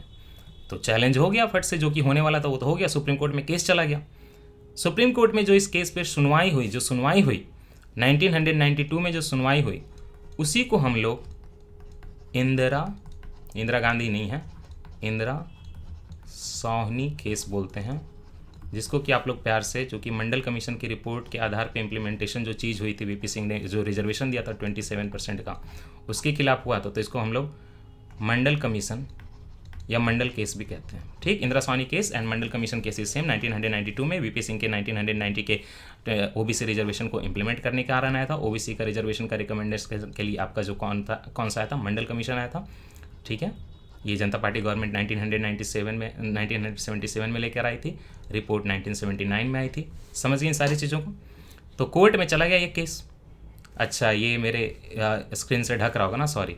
77 में आया, 79 में उसकी रिपोर्ट आई, 27% OBC का रिजर्वेशन, ये मंडल कमीशन, और इसके आधार पे क्या होगा? इंदिरा सोहनी केस। ये दिख रहा होगा मेरे हिसाब से, इंदिरा सोहनी केस। नहीं दिख रहा होगा तो इंदिरा सोहनी केस या मंडल कमीशन केस भी कह सकते हैं। तो जब कोर्ट के पास ये केस गया तो सुप्रीम कोर्ट ने कुछ स्टेटमेंट दिए, उनको बोलते हैं इंदिरा सोहनी केस के रिकमेंडेशंस। तो ध्यान से सुनिए, याद रखिएगा, भूलिएगा मत। पहला रिकमेंडेशन ये कि जो इंडियन कॉन्स्टिट्यूशन में जो बैकवर्डनेस कंटेम्पलेटेड है वो सोशल बैकवर्डनेस है, न कि इकोनॉमिक बैकवर्डनेस। तो ये जो OBC को रिजर्वेशन दे रहा हो ये उतना सही तो नहीं है। उन्होंने बोला कि इंडियन कॉन्स्टिट्यूशन में जो बैकवर्डनेस है वो सोशल बैकवर्डनेस है, न कि इकोनॉमिक बैकवर्डनेस। सोशल बैकवर्डनेस है, पहली बात तो उन्होंने ये बोली। दूसरा ये बोला कि आप 27% रिजर्वेशन दे दोगे तो पहले से 16-7 मिला जुला के कितना हो जाएगा? ये 49.5। तो मिला जुला के बोला कि reservation should not cross 50%। 50% limit की जो बात हुई, जो कि EWS के केस में हाईलाइट हुआ था, ये इसी टाइम पे हुआ था इंदिरा सोहनी के जजमेंट में। 2 हो गए, ठीक है। और ये बात खाली इंदिरा सोहनी में नहीं बोला गया था, उसके पहले 1962 में काफ़ी पहले एक बालाजी केस हुआ था। तो आप एग्जाम में दोनों लिखोगे, बालाजी केस में भी ये बोला गया था कि रिजर्वेशन शुड नॉट एक्सीड 50%, नहीं तो अनइक्वल बेसिस हो जाएगा, राइट। फिर क्या हुआ? Court wanted government to identify creamy layer. Court ने यहाँ पे क्रीमी लेयर की भी बात की, और कोर्ट ने क्रीमी लेयर की बात बस OBC में नहीं की, कोर्ट ने बोला गवर्नमेंट को कि आप SC ST OBC सब में क्रीमी लेयर निकाल के लेके आओ और उनको रिजर्वेशन मत दो। तो गवर्नमेंट ने क्या किया? गवर्नमेंट ने इसके लिए एक कमेटी बनाई। कोर्ट ने बोला कि कमेटी बनाइए और पता करिए क्रीमी लेयर कौन है। तो गवर्नमेंट ने कमेटी तो बनाई, उस कमेटी का नाम है Ramanandan committee. Ramnandan committee, right. ये कमेटी आई थी 1993 में, इंदिरा सोहनी के 1 साल बाद जजमेंट के। लेकिन इन्होंने क्रीमी लेयर का जो कॉन्सेप्ट लाया, जो देखा क्रीमी लेयर, वो बस और बस OBC में देखा, न कि SC ST कम्युनिटी में। तो ये हो गए आपके 3 रिकमेंडेशन किसके? इंदिरा सोहनी जजमेंट के। चौथा रिकमेंडेशन क्या है कि जो आप आइडेंटिफाई कर दो बैकवर्ड क्लासेस को, वो जुडिशियल रिव्यू के अंदर होगा। जो भी आप बैकवर्ड क्लास आइडेंटिफाई करोगे वो सही है कि नहीं है, यही तो जाट वाले में हुआ था ना। सुप्रीम कोर्ट ने बोला कि ये सही नहीं है। उन्होंने बोला कि जो आपने आइडेंटिफाई किया बैकवर्डनेस से जाट का, ये सही नहीं है। जुडिशियल रिव्यू किया और इसको नलीफाई कर दिया। हरियाणा में जो जाट प्रोटेस्ट के बाद रिजर्वेशन मिली थी कांग्रेस ने जाते जाते, जो गवर्नमेंट ने दिया था लास्ट डे पे ऑलमोस्ट, तो यही है। ठीक है, 4 रिकमेंडेशनों के 5। कोर्ट सेड दैट जब भी आप आर्टिकल 16(4) को पढ़ोगे, 16(4) में रिजर्वेशन की बात है बैकवर्डनेस पे, अभी आपको पढ़ाया 16(1) to 3(4) तक पढ़ाया था। तो 16(4) में जब भी आप बात करोगे रिजर्वेशन की, तो उसको साथ साथ एक और आर्टिकल को पढ़ोगे कॉन्स्टिट्यूशन के, और वो आर्टिकल होगा 335। मतलब 335 का कॉन्टेक्स्ट देखे बिना आप 16(4) को इंप्लीमेंट नहीं करोगे। तो मैं आपको बताऊंगा उसमें क्या लिखा हुआ है। ठीक है, इस जो 335 से साथ पढ़ना है, इससे बड़ी प्रॉब्लम आ गई आर्टिकल 16(4) को रिजर्वेशन को देने के लिए, ओबीसी को रिजर्वेशन देने के लिए 335 जो है बीच में आ गया। मैं बताता हूँ कैसे, आपको 335 दिखाता हूँ मैं आर्टिकल। ये रहा आर्टिकल 335, ध्यान से देखिए क्या लिखा हुआ। 335 in the constitution of India क्या है? Claims of SC community and ST community to services and post. मतलब कि जॉब में जो क्लेम है जो रिजर्वेशन का SC और ST कम्युनिटी के बारे में, उस पर है। The claims of the members of the SC and ST community shall be taken into consideration. ठीक है, कंसिडरेशन में लेंगे, रिजर्वेशन मिलना चाहिए कि नहीं मिलना चाहिए, लेकिन साथ ही साथ कंसिस्टेंसी होनी चाहिए उस बात की, maintenance of efficiency of administration से, राइट। और साथ ही साथ मतलब maintenance of efficiency of administration से, चाहे वो स्टेट का हो, यूनियन का हो, किसका भी हो। अब यहाँ पे एक टर्म आ गया, मेंटेनेंस ऑफ एफिशिएंसी। मतलब आप बताइए कि आप रिजर्वेशन देने के बाद जो है ऑर्गेनाइजेशन की, गवर्नमेंट की, स्टेट की, यूनियन की एफिशिएंसी बढ़ जाएगी या कम से कम बराबर रहेगी, बशर्ते कि आप रिजर्वेशन ना देते उसके हिसाब से। ये मेंटेनेंस ऑफ एफिशिएंसी कैलकुलेट करना कि रिजर्वेशन दिया तो एफिशिएंसी गिरी कि नहीं गिरी, ये बहुत डिफिकल्ट है। तो ये आर्टिकल 335 के साथ जो पढ़ने की मजबूरी डाल दी सुप्रीम कोर्ट ने आर्टिकल 16(4) को, तो रिजर्वेशन देना बड़ा मुश्किल हो गया यहाँ पे। तो फट से गवर्नमेंट ने क्या किया, गवर्नमेंट ने अमेंडमेंट किया, है ना। ओबीसी का रिजर्वेशन को ठीक से जारी रखने के लिए गवर्नमेंट ने अमेंडमेंट किया, और साथ ही साथ क्या किया, आर्टिकल 335 में ही एक प्रोविजियो डाल दिया। प्रोविजियो मतलब प्रोवाइडेड दैट, ठीक है, प्रोविजियो डाल दिया। मैं आपको प्रोविजियो पढ़ाता हूँ।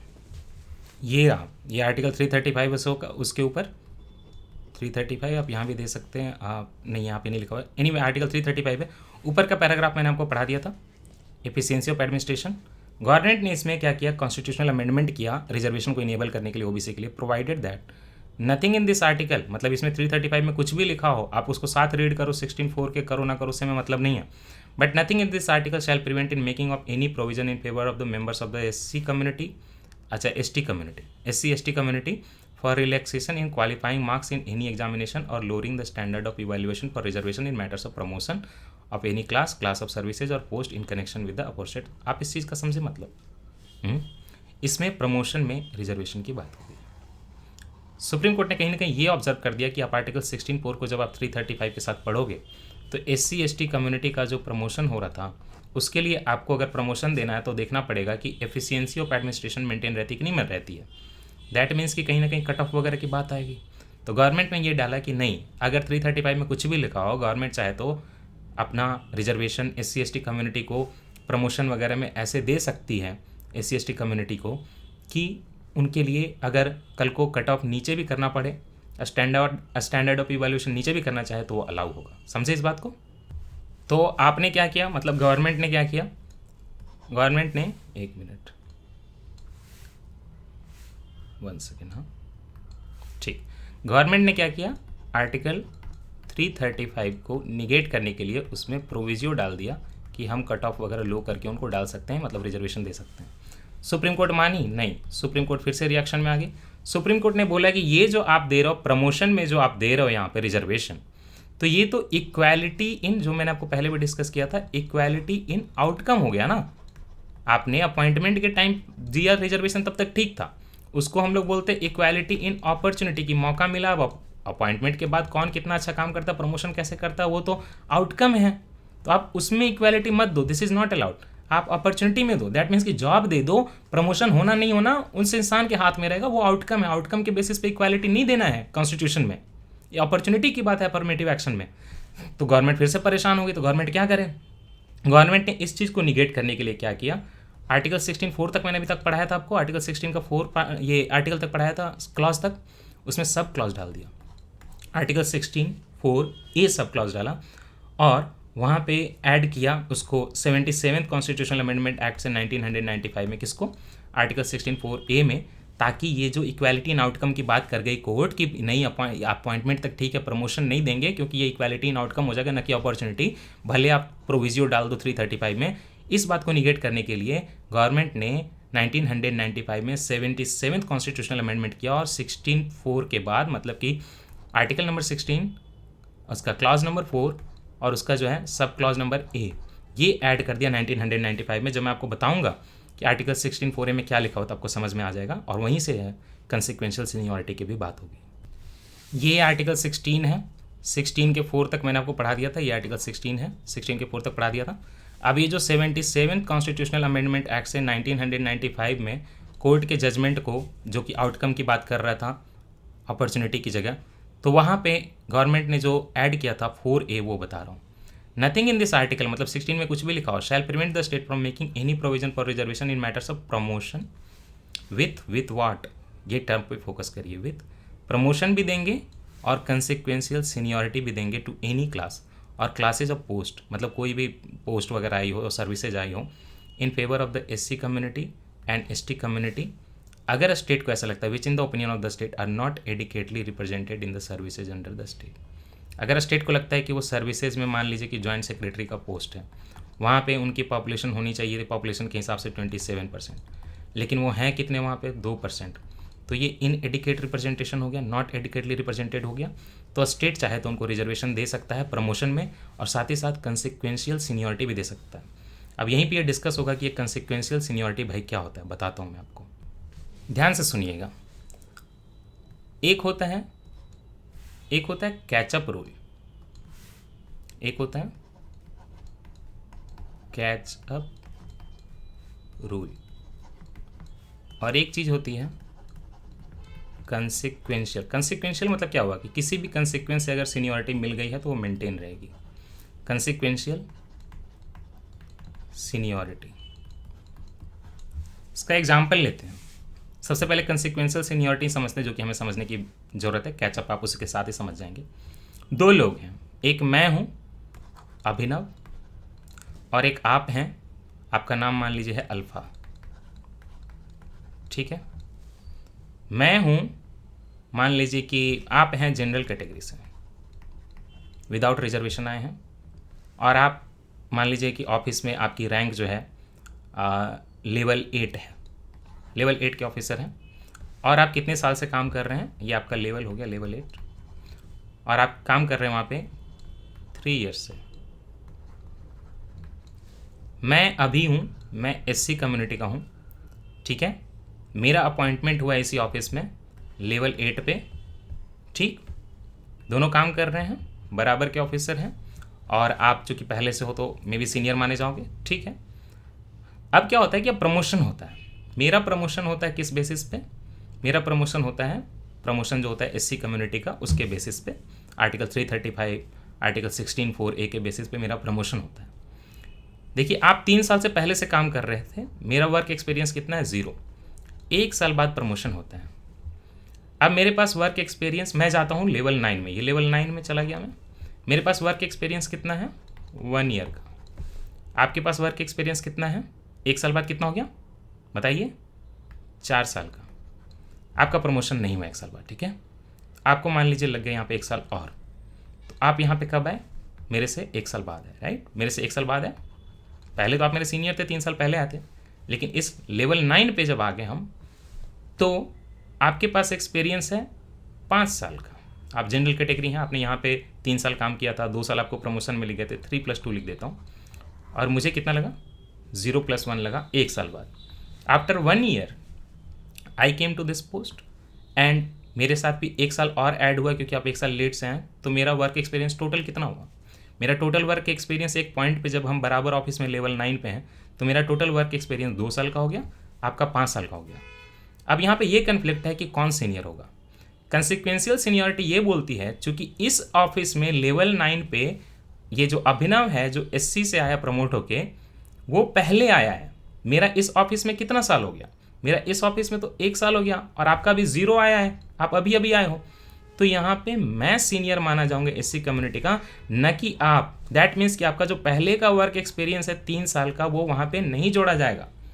This is consequential seniority. Catch up rule क्या होता है, वहाँ पे आपका 3 साल पहले का देखा जाता, फिर आपको 2 साल और लगे तो आपका 5 साल एक्सपीरियंस होता ऑर्गेनाइजेशन में, और फिर मेरा कितना होता, मेरा 2 साल होता, 5 इज ग्रेटर देन 2। जब ऑफिस में बराबर में आते तो ये 5 नंबर बड़ा होता और माना जाता है कि अब कैचअप हो गया तो आप मेरे सीनियर हो जाते, ये लेवल 9 पे। But this is consequential seniority. पहले का वर्क एक्सपीरियंस काउंट नहीं होगा, जो प्रमोट हो गया पहले वही जो है आपका सीनियर बन जाएगा नए लेवल पे। तो इसी को बोलते हैं कंसिक्वेंशियल सीनियोरिटी। ये क्या था, कई लोगों को इनसिक्योरिटी होती थी। एक्चुअली होता क्या है कि जब रिजर्वेशन मिलता है तो एससी कम्युनिटी के कई लोग पहले प्रमोट हो जाते हैं कम वर्क एक्सपीरियंस में, क्योंकि उनका अपना अलग कोटा चलता है, प्रमोट्स फर्स्ट। जनरल कैटेगरी वाला लेट से होता है, जनरल जो होता है लेट से होता है। तो जब पहले का देखा जाता है कि अरे जनरल वाले का वर्क एक्सपीरियंस तो ज़्यादा है, शुरुआत एक जगह पे की थी और ये प्रमोट हो गया पहले, तो जनरल वाले को इनसिक्योरिटी आती है ना। तो इसी चीज़ को निगेट करने के लिए कि नहीं, जो एससी कम्युनिटी का पहले प्रमोट हो गया वो सीनियर बन जाएगा, ये कंसिक्वेंशियल सीनियरिटी लाया गया। और यही जो मैंने अभी आपको आर्टिकल 16 के 4 के ए में पढ़ाया था, वही वाली कंसिक्वेंशियल सीनियरिटी थी। अब चाहें तो एक बार फिर से देख लें अगर आपको रिवीजन करना है तो। ये देखिए यहाँ पे 1 मिनट, हाँ। Nothing in this article shall prevent the state from making any provision for reservation in matters of promotion, है ना, promotion with consequential seniority to any class. समझ गए, यही है आर्टिकल 16(4) का ए। लेकिन याद रखिएगा यहाँ पे एक चीज़ लिखी हुई थी कि इन the opinion of the state is not adequately represented. तो स्टेट को देखना पड़ेगा एडिकेटली रिप्रेजेंटेड है कि नहीं है। तो 4A को चैलेंज किया गया क्या? यस, आर्टिकल 4A को भी कोर्ट में चैलेंज कर दिया गया। Article 4A that means reservation in promotion की जो बात हो रही है SC ST कम्युनिटी के लिए, उसको कोर्ट में चैलेंज कर दिया गया। और वहीं से जो कोर्ट में आर्टिकल ऐसे लिख देता हूँ, आर्टिकल 16 का 4A चैलेंज हो गया कोर्ट में, वहीं से जो कोर्ट का जजमेंट आता है उसी को हम लोग नागराज केस बोलते हैं। ये केस 2007 या 6 में था, मेरे हिसाब से 2007 में था, नागराज केस 2007। इसमें कोर्ट के ऑब्जर्वेशन क्या थे, पहला देखिए ऑब्जर्वेशन क्या था। कोर्ट ने ये बोला कि आपने जो 4A ऐड किया है ना वो तो वैलिड है, चलिए ठीक है, कंसिक्वेंशियल सीनियरिटी ठीक है, बट याद रखिएगा कि कम्युनिटी जिससे SC ST बिलोंग कर रहे हैं उसका बैकवर्डनेस आपको प्रूव करना पड़ेगा, क्योंकि बोला गया है ना बैकवर्डनेस होना चाहिए और एडिकेट रिप्रेजेंटेशन, इन एडिकेट रिप्रेजेंटेशन होना चाहिए, ये 2 कंडीशन फुलफिल करनी है। तो बोला कि आपको ये बताना पड़ेगा कि ये बैकवर्ड है, इसका कैलकुलेशन करना मुश्किल। तो स्टेट जो है प्रमोशन दे ही नहीं पा रही है, रिजर्वेशन दे ही नहीं पा रही प्रमोशन में, कई स्टेट, सारे स्टेट परेशान है, क्योंकि बैकवर्डनेस कैसे प्रूव करें, उधर एफिशिएंसी की भी बात हो रही है। तो ये सारी चीज़ें हैं। नागराज केस में पहला तो ये आया। साथ ही साथ कोर्ट ने ये बोला कि ठीक है, अभी तक आप जो ये 335 को निगेट कर रहे थे वो नहीं चलेगा। जब भी आप आर्टिकल 16 का 4A पढ़ेंगे तो यहाँ पे भी आपको आर्टिकल 335 को मतलब एफिशिएंसी इन एडमिनिस्ट्रेशन आपको पढ़ना पड़ेगा। तो 2 चीज़ें आ गई, बैकवर्डनेस आ गई, इन एडिकेट रिप्रेजेंटेशन आ गया, एफिशिएंसी इन एडमिनिस्ट्रेशन आ गया, ये सारी आपको मेंटेन करनी पड़ेगी।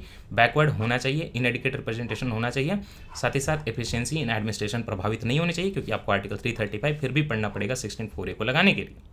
ओके, तो इन एडिकेट रिप्रेजेंटेशन का भी उन्होंने 3rd में बोला कि इन एडिकेटली रिप्रेजेंटेड होना चाहिए। तो ये तो पहले ही मैंने आपको बता दिया, इन एडिकेटली रिप्रेजेंटेड, क्योंकि वो आर्टिकल 16(4A में भी था यार, 16(4A में भी था। इन एडिकेटली रिप्रेजेंटेड होना चाहिए, बैकवर्ड होना चाहिए, साथ ही साथ एफिशिएंसी इन एडमिनिस्ट्रेशन रहनी चाहिए। इसी चीज़ को बोलते हैं नागराज केस के आपके नॉर्म्स जो सेट किए गए थे। ये जो आप देख रहे हैं स्क्रीन पे आपके नागराज केस के नॉर्म्स हैं, शायद आपको 2007 वहाँ नहीं दिख रहा हो तो मैं यहाँ लिख दे रहा हूँ, 2007 का केस है नागराज केस। इसी को नागराज केस के नॉर्म्स बोलते हैं, आप इसको चाहें तो नोट कर लीजिए। तो क्या होता है फिर ये होता है कि फाइनली क्या होता है, एक UP government, UP power corporation limited 2012 में कोशिश करती है, हिम्मत करती है प्रमोशन देने का, रिजर्वेशन प्रमोशन में रिजर्वेशन देने का। कंपनी का नाम है यूपी पावर कॉरपोरेशन लिमिटेड। ये दे देती है रिजर्वेशन प्रमोशन में। इसको सुप्रीम कोर्ट क्या करता है, अल्ट्रा वायर्स बोल के ख़त्म कर देता है। बड़ी प्रॉब्लम आ गई भाई नागराज केस के कारण। बोलता है कि नागराज केस के जो नॉर्म्स थे उसको इसने कंप्लाई नहीं किया, ठीक है, norms not complied with your Nagaraj case. और यहाँ पे जो यूपी पावर कॉरपोरेशन लिमिटेड का 2012 में रिजर्वेशन था आपके प्रमोशन में, उसको वो लोग निगेट कर देते हैं। अब क्या करें ये लोग? तो कांग्रेस की गवर्नमेंट थी, उन्होंने 117 एक कॉन्स्टिट्यूशनल अमेंडमेंट लाया था। ये उसी साल ला दिया गया था 2012 में, लेकिन ये अमेंडमेंट पास नहीं हुआ, नॉट पास, तो रखा रह गया, कोई कानून नहीं बना, इसलिए कोई कॉन्स्टिट्यूशनल अमेंडमेंट नहीं हो पाया। तो सिचुएशन जो है वैसे की वैसी बनी हुई है। अब एक और चीज़, कैरी फॉरवर्ड कैसे आता है? कैरी फॉरवर्ड का रूल जो है वो कैसे चल रहा है? कैरी फॉरवर्ड इशू, पहले कैरी फॉरवर्ड होता क्या है? Sorry for this. मान लीजिए इस साल वैकेंसी निकली झारखंड पब्लिक सर्विस कमीशन की, उसमें एससी कम्युनिटी की मान लीजिए कि 27 सीट्स थी, और उसमें से क्या हुआ कि 7 ही सीट फुल हुई किसी कारण से, 20 सीट्स खाली रह गई। तो ये जो 20 सीट्स खाली रह गई 2021 में, 2022 में अगर नोटिफिकेशन आएगा तो ये जो 20 सीट्स थी वो जनरल कोटा में जाएंगी कि एससी कोटा में जाएंगी? एससी के लिए था यहाँ पे, मान लीजिए एसटी नहीं, एससी के लिए था। तो अगर इसको हम लोग अगले साल की वैकेंसी में as a quota for SC add करें, मतलब एससी का जो 27 चल रहा था, सॉरी 27 नहीं है ना, 16 है ना मेरे हिसाब से, कोई बात नहीं जितना भी है, उसमें अगर ऐड कर दोगे 20, तो ये होता है कैरी फॉरवर्ड हो गया, नेक्स्ट ईयर डाल दिया। और अगर नहीं ऐड कर पाओ तो उसको नहीं बोलते हैं कैरी फॉरवर्ड, ये चीज़ होती है कैरी फॉरवर्ड। अब सुनिए, एक जजमेंट ने, सुप्रीम कोर्ट ने ये बोला कि carry forward is okay, carry forward allowed है, बट कितने साल तक? ओनली 3 ईयर्स तक, उसके ऊपर आप आगे नहीं ले जा सकते हो। मतलब कि 2007 में अगर वैकेंसी आई थी, वहाँ पे मान लीजिए कि 100 सीट एससी कम्युनिटी की खाली रह गई, तो आप उसको 2011 में नहीं ले जा सकते। 2011 के नोटिफिकेशन में कहाँ चला जाएगा? जनरल कैटेगरी में चला जाएगा। अब ये बड़ी प्रॉब्लम हुई गवर्नमेंट को, गवर्नमेंट कई बार नोटिफिकेशन नहीं निकालती है, डिले हो जाता है, वो सीट तो जनरल को नहीं देना चाहिए। इसको निगेट करने के लिए यहाँ पे सेंट्रल गवर्नमेंट ने एक आर्टिकल में फिर से अमेंडमेंट किया। कौन से आर्टिकल में होगा? गेस करिए। आर्टिकल 16 में होगा? यस। 4 में होगा? यस। आर्टिकल 16 और उसके बाद 4 में होगा। 4 में ए तो पहले हो गया था, कंसिक्वेंशियल सीनियरिटी, अब कैरी फॉरवर्ड के लिए करना है 16(4)(b।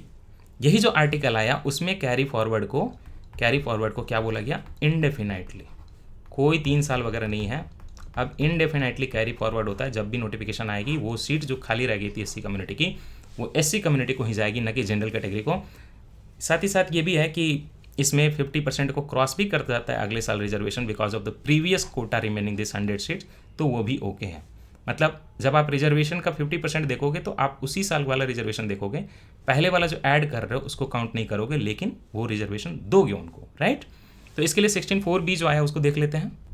ये रहा 16(4) का बी, मैं आपको दिखाता हूँ यहाँ पे 16(4) का बी ऐड किया गया ना। Nothing in this article shall prevent the state from considering any unfilled vacancy, जो खाली रह गई थी of a year, which are reserved for being filled up in that year in accordance with any provision of reservation made under clause 4 और सब clause 4A। 4 को use करके, 4A को यूज़ करके कोई भी रिजर्वेशन दिया गया हो अनफिल्ड अगर है तो उसको separate class of vacancy count किया जाएगा, और वो सक्सीडिंग ईयर्स में भरा जा सकता है। और साथ ही साथ उसको हम लोग क्या करेंगे, 50% का जो सीलिंग है उसमें नहीं जोड़ेंगे, वो अलग से चलेगा। Reservation on total number of vacancies of that year, that means हर साल 50% दो उसे मतलब नहीं है। अगर मैं इसमें 1000 सीट भी ऐड कर दूं, अगर वो पुरानी सीट है तो 50% ब्रीच करने से कोई मतलब नहीं है। जिस साल की नोटिफिकेशन आएगी उस साल का जो सीट होगा उसी में 50% की काउंटिंग करेंगे। पहले वाले को ऐड करेंगे तो उसको सेपरेट क्लास की तरह, यहाँ लिखा हुआ ना, सेपरेट क्लास की तरह ऐड किया जाएगा इस वैकेंसीज को, और आपको पुरानी सीट को फिल करने का यहाँ पे इजाज़त है। तो ये सारा हो गया आपका आर्टिकल 16 हो गया। 16 का 1 2 3 4 4A 4B सारा हो गया। कंसिक्वेंशियल सीनियरिटी हो गया, सब कुछ हो गया, और आपका जो कैरी फॉरवर्ड रूल है वो भी हो गया। अब हमें आगे क्या करना है? अब एक काम करते हैं, अब जो 1-2 फ्रेंच टॉपिक हैं वो कर लेते हैं, उसके बाद हम लोग क्या करेंगे, उसके बाद हम लोग EWS का टॉपिक कर लेंगे। फ्रेंच टॉपिक के लिए आपको पता होगा कि जब कांग्रेस की गवर्नमेंट जा रही थी यूपीए की, तो उन्होंने जाट रिजर्वेशन दे दिया था हरियाणा में, जाट रिजर्वेशन, लेकिन इसने सुप्रीम कोर्ट ने इसको ख़त्म कर दिया था। कैसे किया था बता रहा हूँ। साथ ही साथ ये भी जानिए कि क्या जाटों को रिजर्वेशन नहीं है? नहीं, राजस्थान में चूँकि ओबीसी है ना, तो 3-4 डिस्ट्रिक्ट में जाटों को रिजर्वेशन है, लेकिन हरियाणा में रिजर्वेशन नहीं था। हरियाणा का रिजर्वेशन सेंट्रल गवर्नमेंट ने दे दिया था। सुप्रीम कोर्ट के पास ये केस चला गया 2015 में। 2015 में चला गया था, जाते जाते यूपीए गवर्नमेंट ने दिया था। सुप्रीम कोर्ट ने क्या बोला, इसको स्ट्रक डाउन कर दिया, ख़त्म कर दिया। स्ट्रक डाउन कैसे किया?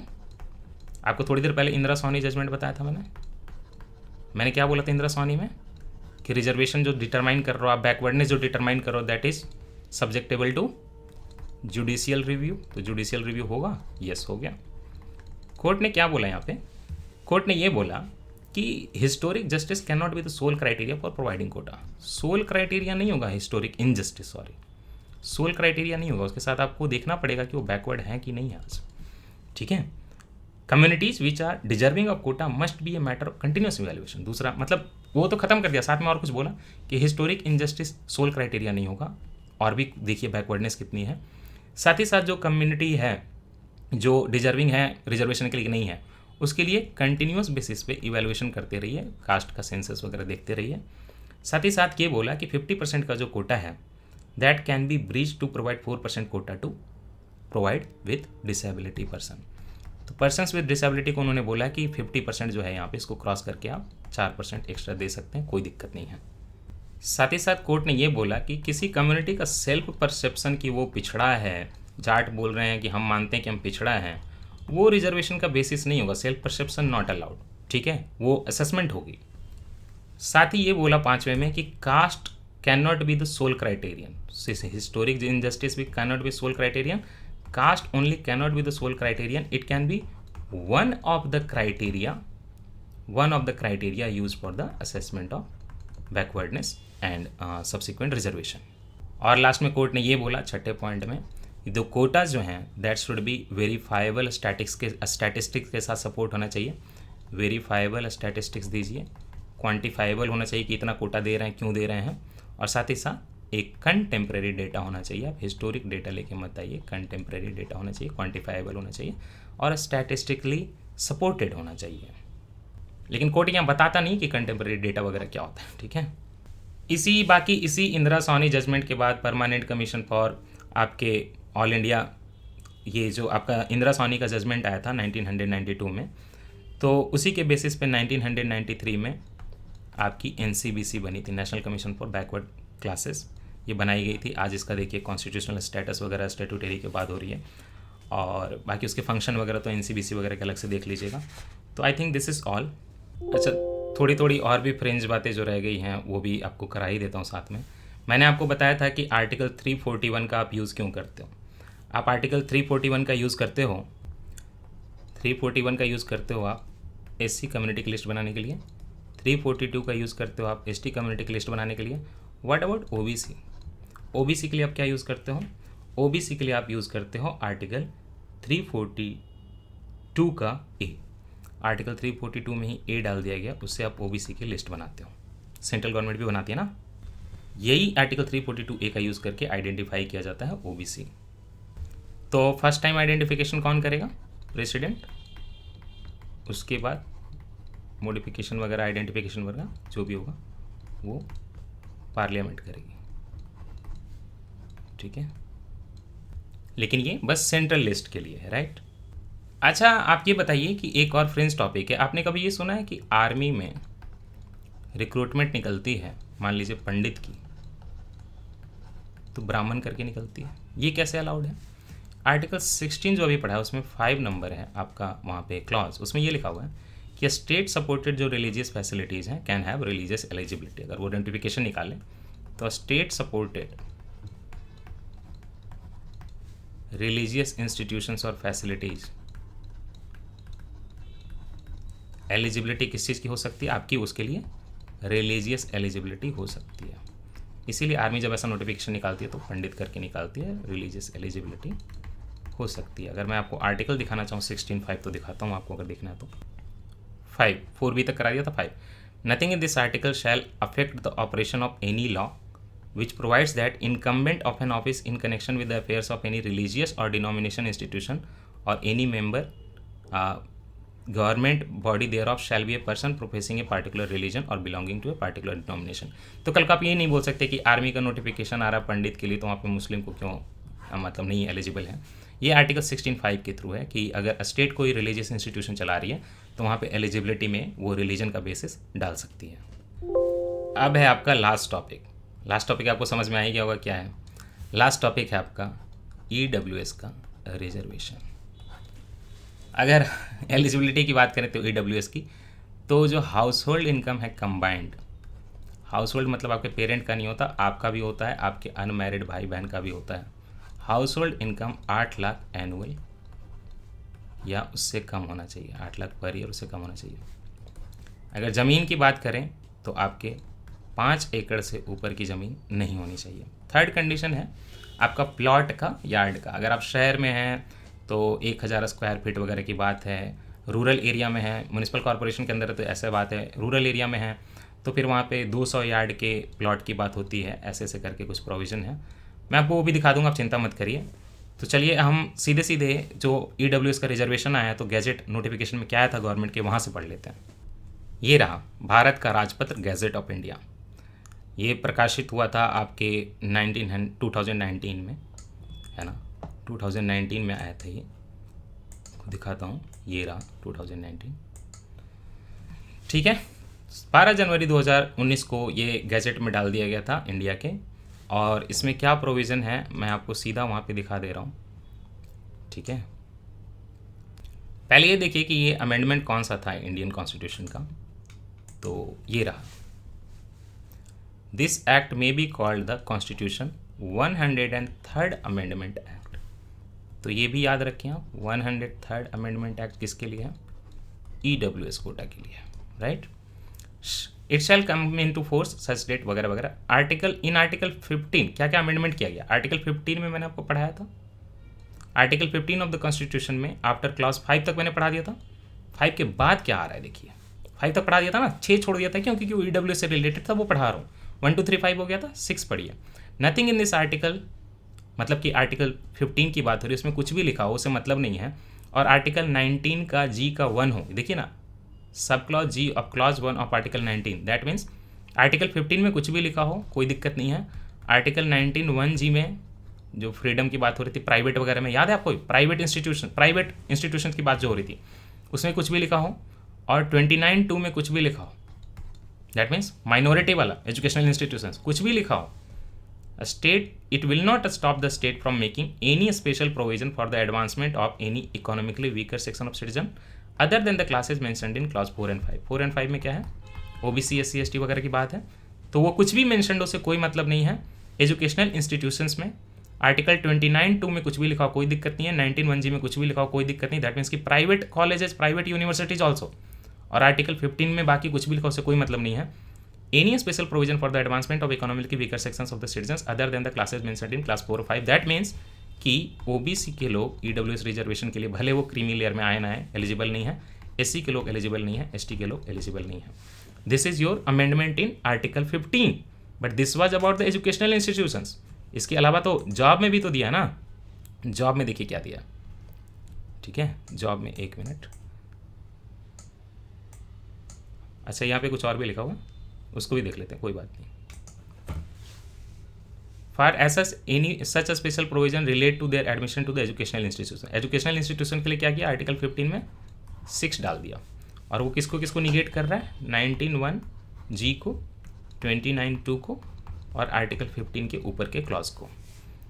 सुनिए, तो मैंने पहले ही बोल दिया कि यहाँ पे तो 29(2) भी कर दिया और ऊपर से 19(1)G कर दिया। 19(1)G कर दिया तो ट्रेड वगैरह की जो बात हो रही थी उस पर रोक, मतलब कि प्राइवेट में भी आर्टिकल 15 में। अब 29(2) में क्या हुआ देखिए, इंक्लूडिंग प्राइवेट एजुकेशनल इंस्टीट्यूशंस, इसके लिए क्या किया है, 19(1)G को अपोजिट ओवरराइड कर दिया 19(1)G को, क्योंकि वो प्राइवेट बॉडी होती है ना एजुकेशनल इंस्टीट्यूशंस। अनएडेड में भी चलेगा, वेदर एडेड और unaided by the state other than the minority educational institutions refer to in clause 1 of the article 30। Article 30 में जो माइनॉरिटी एजुकेशनल इंस्टीट्यूशंस थे वहाँ पे ये रिजर्वेशन नहीं रहेगा, ये कहीं भी नहीं दिया जा रहा। बाकी आपके प्राइवेट कॉलेजेस में अनएडेड में चलेगा। और साथ ही साथ आर्टिकल 29(2) की बात क्यों हुई थी, आर्टिकल 29(2) में ये बात हुई थी कि state shall not deny to any citizen discrimination, मतलब state shall not do any discrimination against any citizen in educational institution. Now a state can discriminate in favor of EWS, SC, ST, OBC सबके लिए, लेकिन यहाँ पे private educational institutions भी हैं which in the case of reservation would be in addition to the existing reservation. That means कि जो आपका पहले से 49.5% है उसकी एग्जिस्टेंस 10% होगा, सब्जेक्ट टू मैक्सिमम ऑफ 10%। लेकिन याद रखिएगा ये सेंट्रल गवर्नमेंट के लिए EWS आया। अब इसको इंप्लीमेंट करने के लिए अलग अलग स्टेट को सारे को फ्रीडम थी, मोस्ट ऑफ द स्टेट ने EWS को रिजर्वेशन दे दिया है। एक्सप्लेनेशन क्या है? For the purpose of the article in article 16 economically weaker section shall be such as may be notified by the state from time to time. बाकी family income के आधार पे और इकोनॉमिक डिसएडवांटेज के आधार पे करना था, तो उसके लिए 3 चीज़ें आई हैं, तो मैं आपको बता दूंगा फिर से, एक बार थोड़ी देर पहले बताया था। आर्टिकल 16 किस लिए किया गया? Reservation in employment. तो वहाँ पे 5 तक आपने पढ़ा, वो आर्मी वाला पंडित वाला 5 तक पढ़ा, 16 5 तक। उसके बाद एक क्लॉज डाला गया क्लॉज 6। दैट मीन्स कि आपका जो 103rd कॉन्स्टिट्यूशनल अमेंडमेंट एक्ट है EWS के लिए, उससे 2 आर्टिकल डाले गए, क्लॉज डाले गए हैं, सब क्लॉज बोलिए। 15 में डाला गया है आपका 6 से डाला गया ना 15 में, 1 मिनट,